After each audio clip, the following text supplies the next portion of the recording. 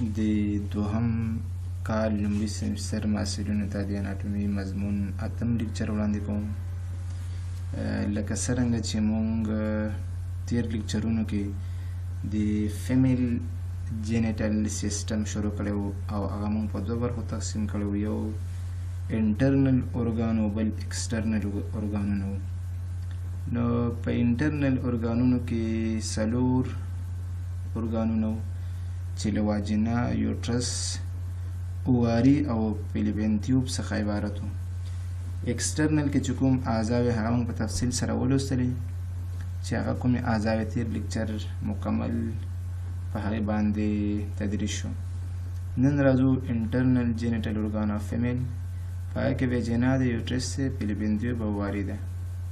په دې لیکچر کې به موږ له ویجینا او یوټرس څخه بحث وکړو. راتلونکي لیکچر کې به انشاءالله بیا دا تدریسو.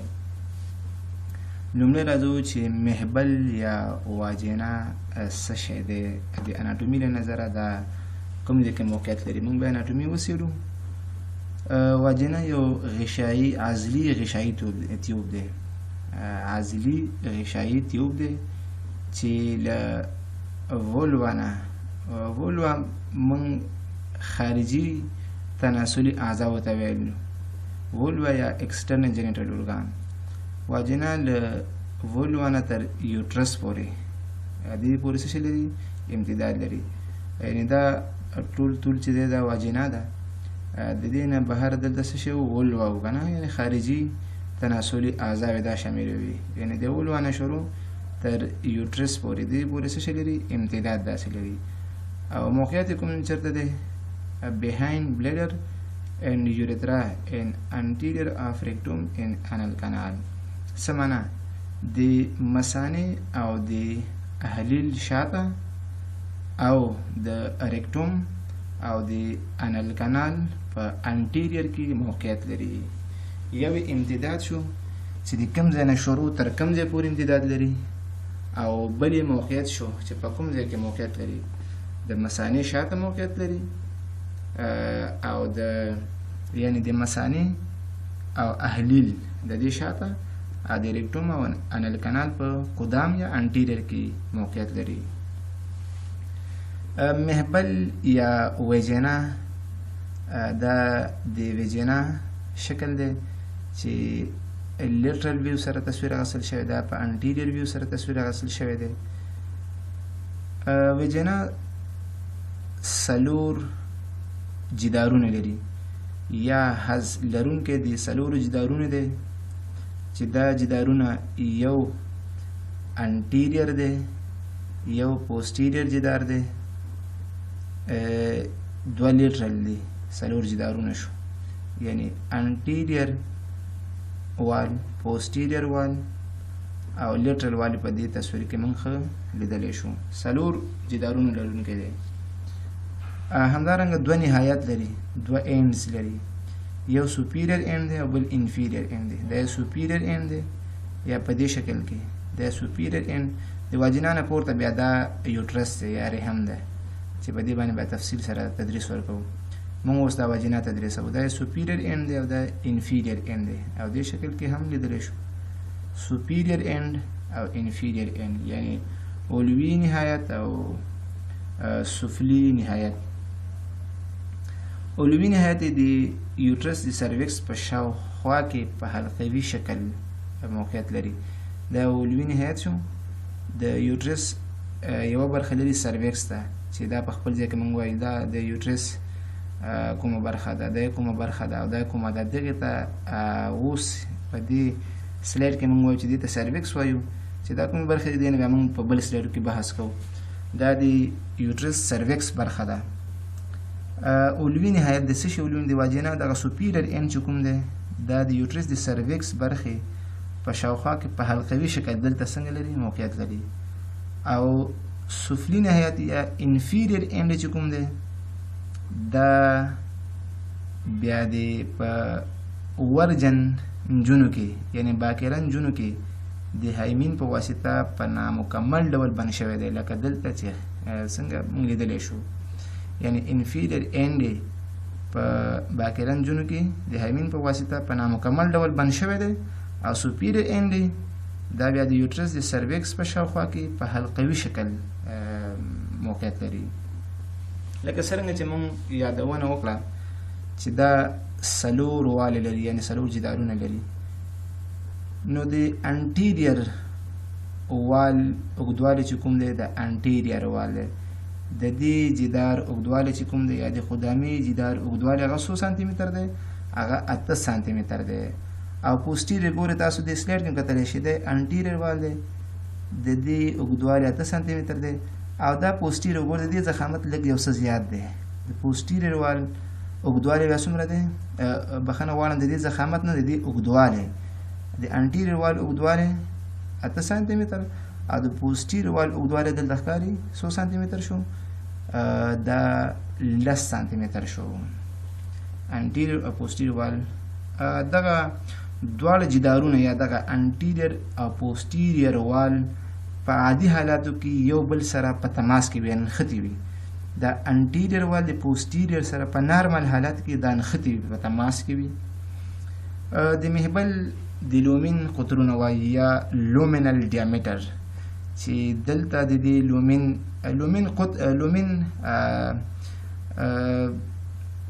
د خالیګاه ته ویل کېږي، یعنی د دې معنا د دې هغه لومین قطر لکه موږ چې په مرۍ کې هم لومین لوستی و د داخلي قطر څومره دی، نو د واجنه هم لومینل قطر یا داخلي قطر موږ د دې څخه یادونه کوو چې دا څومره دی. د دې په سفلي کې د دې ډیامیټر چې کوم دی هغه 2.5 سانتي متر دی، یعنی په دې ځای کې داسې د دې قطر لومینل قطر په دې کې انفیریور کې څومره دی؟ انفیریور لومینل ډیامیټر ډیامیټر دی، دا ډیامیټر څومره دی؟ 2.5 سانتي متر. او سوپیریور لومینل ډیامیټر هغه څومره دی؟ هغه 15 سانتي متر. دلته لومینل ډیامیټر 15 سانتي متر دی سوپیریور او انفیریور کې 2.5 سانتي متر. کله چېرته لیټرل ویو ته دې تصویر ته راشو، دلته به دا قطر 15 سانتي متر وي او په دې کې به 2.5 سانتي متره د دې قطر دی. محبل یا واجنه د ولاړې په حالت کې پورته او شاته خواته امتداد لري. ګورئ پورته او شاته خواته، دا سټینډینګ حالت دی. ولاړې په حالت کې پورته او شاته خواته، یعنی دا معنا سوپیریور او شاته پوسټیریور یا اپر بیکوارډز، پورته شاته خواته دا څه لري؟ امتداد لري. دلته د یوټرس سره 100 درجې زاویه جوړوي. ګوره که دغه زاویې ته موږ وګورو دا تقریبا 15 درجې څه شی جوړوي؟ زاویه جوړوي. یعنی د ولاړې په حالت کې که پوښتنه وشي چې واجنه د یوټرس سره 100 درجې زاویه جوړوي، ستاسو ځواب به 15 درجې زاویه.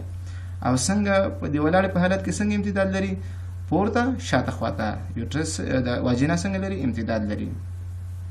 د ملاس په حالت کې که یو شخص ملاس وي، د ملاس په حالت کې واجنه د افقي پلین سره 15 درجې زاویه جوړوي. نو د ولاړې په حالت کې واجنه د یوټرس سره 15 درجې زاویه جوړوي. د ملاس په حالت کې د افقي پلین سره واجنه 15 درجې زاویه جوړوي. د محبل ساختمان که موږ ګورو چې د دې دا سټرکچر که دې نه یو مقطع واغستل شي، یو سیکشن ته واغستل شي، نو تاسو به وګورئ چې محبل له داخل نه خارج ته د لاندې طبقاتو په واسطه جوړ شوی دی. یو طبقه، اوله طبقه داخلي طبقه میوکس ممبرین دی، دوهمه طبقه مسکولر لایر ده او بیا څه شی دی؟ لوز کنیکټیو ټیشو دی. یعنی د دې درې ساختمانونه څنګه جوړ شوی دی؟ جوړ شوی دی. د خزینه د انټرنل ارګان له جملې څخه دوهمه عضوه یوټرس ده. دا رحم ده یا دې ته یوټرس ویل کېږي یا وومب هم ورته ویل کېږي. وومب او یا یوټرس. وومب هم رحم ته ویل کېږي او یوټرس هم ورته ویل کېږي. یوټرس موقعیت وایو. یوټرس چېرته موقعیت لري؟ بټوین بلیډر ان ریکټوم، د مثانې او د ریکټوم ترمنځ موقعیت لري. او څه شي ته ورته شکل لري؟ ناک یا پیر یا ناک ته ورته شکل لري.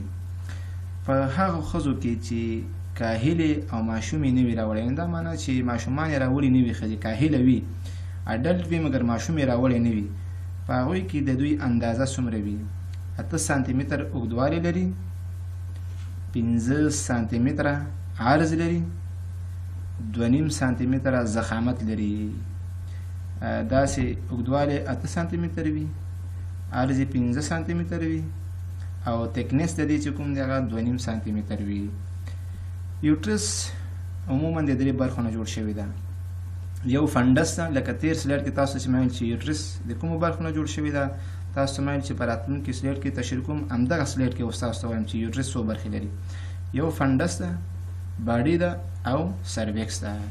چې دې راځو د یوټرس فنډس ته، چې فنډس چېرته موقعیت لري. دلته د یوټرس 3 واړه برخې تشریح شوي دي. فنډس د یوټرس هغه برخه ده چې په کوم ځای کې چې یوټرین تیوب یا فیلیپین تیوب دی ته اوارین تیوب، فیلیپین تیوب یا یوټرین تیوبونه د دې د دخول له محل نه پورته موقعیت لري. یعنې په هغه ځای کې چې یوټرس ته یوټرین تیوب داخلیږي، د دې نه پورته برخه د یوټرس چې کومه ده هغې ته فنډس ویل کېږي. بیا یادونه کوم چې فنډس د یوټرس هغه برخه ده چې د رحم جوف ته د فیلیپین تیوب د دخول له محل نه پورته موقعیت لري. دا معنا چېرته چې فیلیپین تیوب داخلیږي، د هغې نه چې کومه پورته برخه ده د یوټرس دې برخې ته فنډس ویل کېږي. دغه برخه کوم شکل لري؟ کنویکس مهدب شکل لري او همدغه برخه فنډس برخه د پیریټینیوم په واسطه څنګه شوې ده؟ کور شوې ده یا احاطه شوې ده. د یوټرس دویمه برخه باډي ده. باډي د یوټرس هغه برخه ده چېرته چې یوټرین ټیوب یوټرس ته داخلیږي، د هغې نه ښکته برخه هغې ته څه شی ویل کېږي؟ باډي ویل کېږي. یعنې دغه برخه دې ته څه شی ویل کېږي؟ د باډي شوه. د یوټرس هغه برخه ده په کوم ځای کې چې یوټرین تیوب یا فیلیپین تیوب یوټرس ته داخلیږي، د دې نه ښکته برخه چې کوم موقعیت لري دې ته ویل کېږي څه شی؟ باډي ویل کېږي. باډي 2 سطحې لري، 2 سرفیسونه لري. یو ته انټیریور سرفیس وایي یا ویسرل حشوي سطحه، او دوهمې چې کوم د هغې ته پوسټیریور یا انټسټینل سرفیس ویل کېږي. او همدغه باډي 2 بارډرې لري چې هغه لیټرل بارډر دی. یو بارډر دا دی او دا بارډر دی، او 2 سطحې لري، انټیریور او پوسټیریور یا ویسرل چې احشاو سره رابطه لري او پوسټیریور ته انټسټینل ویل کېږي. د رحم درېیمه برخه چې کوم ده یا د یوټرس درېیمه برخه هغې ته موږ څه شی وایو؟ سرویکس وایو. او سرویکس د لوور پارټ آف یوټرس یعنې ښکتنۍ برخه د یوټرس هغې ته سرویکس ویل کېږي. او 2 برخې بیا دا لري، سرویکس هم 2 برخې لري. دا ښکتنۍ برخه دغې ته موږ څه شی وایو؟ دغې برخې ته دې ته موږ سرویکس وایو. دا 2 برخې لري. یوه برخه چې کوم ده د سوپرا واجینل پارټ آف سرویکس په نوم باندې یادېږي، او دوهمه برخه چې کوم ده هغه واجینل پارټ آف سرویکس. د سوپرا واجینل پارټ دی، دا معنی چې واجینا نه پورته موقعیت لري، او د واجینل پارټس آف څه شی ده؟ سرویکس ده. واجینل پارټ آف سرویکس یعنې د سرویکس هغه برخه ده چې دې سره موقعیت لري. که چېرته د یوټرس نه کورونل مقطع واخیستل شي، کورونل مقطع، نو د رحم د جسم یا د باډي خلافه څه شي ته ورته شکل لري؟ تاسو وګورئ چې دا څه شي ته ورته شکل لري؟ مثلث ته ورته شکل لري. څه شی دی؟ مثلث. کورونل سیکشن واخلئ، د باډي وګورئ، د دې خلافه داسې وي، د خلا چې کوم ده لکه مثلث دغې ته ورته شکل لري. همدارنګه په نیلوپار ښځو کې، نیلوپار یا نیلې پاره هغه ښځې ته ویل کېږي چې هغوی حمل کړی نه وي. په دوی کې د سرویکس خارجي سوری چې کوم دی هغه دایروي شکل لري یا سرکولر شکل لري. دا دایروي شکل لري، مګر په هغه ښځو کې چې هغه ته ویل کېږي پاروس ښځې. پاروس هغه ښځو ته ویل کېږي چې هغوی حمل کړی وي، یعنې دا معنا چې هغوی اولاد راوړي وي. دوی کې بیا څنګه وي؟ په دوی کې بیا دایروي شکل نه وي. په دوی کې بیا لرونکي د 2 لپس وي یا د 2 شونډو لرونکي وي، چې یوې ته ویل کېږي انټیریور او بل ته ویل کېږي پوسټیریور. د دې نه وروسته موږ د دې څخه یادونه کوو چې د یوټرس تقویه کېدل، سپورټینګ اف یوټرس، دا د څه شي په واسطه تقویه شوی دی؟ که موږ وګورو یوټرس د یو پرایمري سپورټ دی، ابتدایي سپورټ دی، او دوهمه چې کوم دی سیکنډري یعنی دوهمي سپورټس، یو ابتدایي شو او بل دوهمي شو.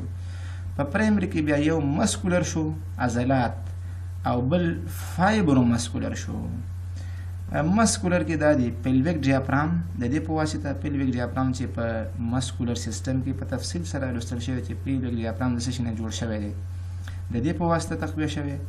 پیرینیل باډي، د پیرینیل باډي سره به تاسو کوکسیجل باډي هم لوستی وي په مسکولر سیستم کې.